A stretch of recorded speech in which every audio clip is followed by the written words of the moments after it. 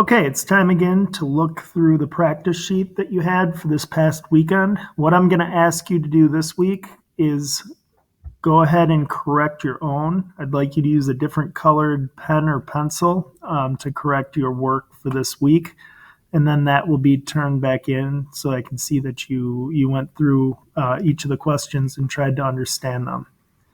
So the first question, I wanted you to kind of use the periodic table and look around to use the clues to figure out what elements were being described. The first one, hydrogen, uses one energy level. It has one electron and one neutron.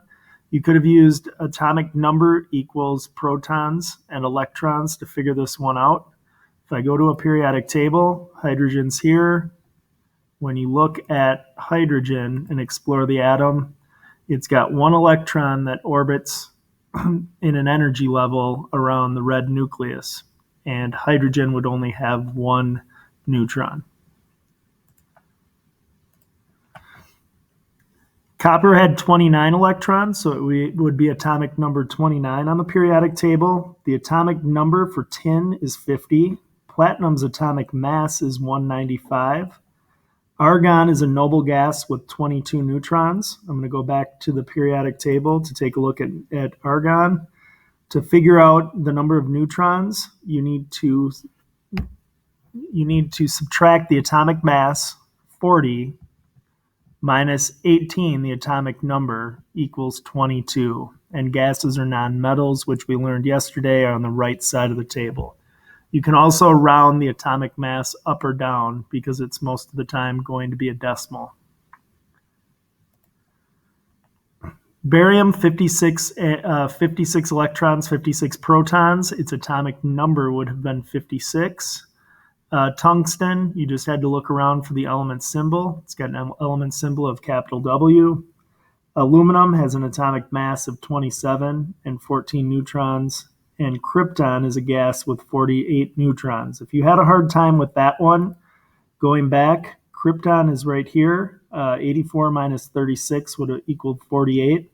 But remember, as you read the rows, the atomic mass, okay, like a book, gets increasingly larger. So if you would have filled them in and gone, aluminum has 14, silicon would have 14, phosphorus is 15. You could have continued in that pattern and you would have hit krypton with 48 neutrons. The bonus question, I just put a few of the scientists and the different elements that were named after them. There are more. I believe there's 16 different elements named after scientists. We're going to actually start talking about Dmitry Mendeleev later in class today. He was the person who came up with the idea that we could organize all of the elements in the periodic table we use today by atomic mass. You may have also read about Ernest Rutherford and Niels Bohr. They were two scientists who had ideas of how atomic structure occurs, and they were in one of our centers last week.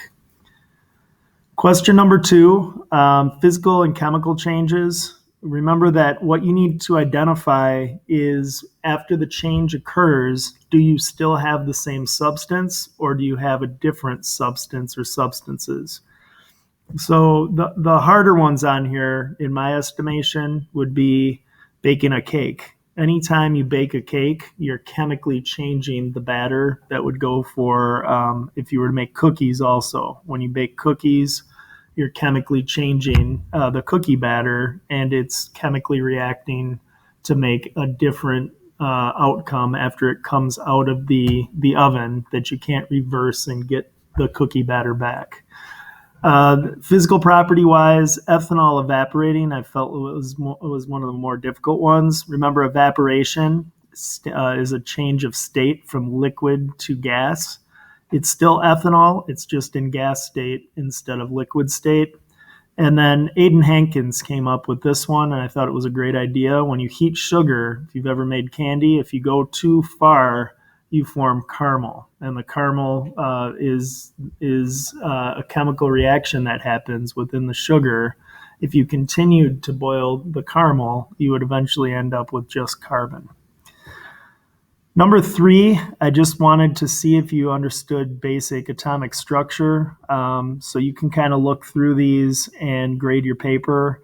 The hardest one in this one I would have thought would have been can leave the atom. Okay, only electrons can leave the atom. Protons and neutrons, which are found in the nucleus of the atom over here, cannot leave an atom to form compounds. And that's what we kind of started talking about yesterday in class.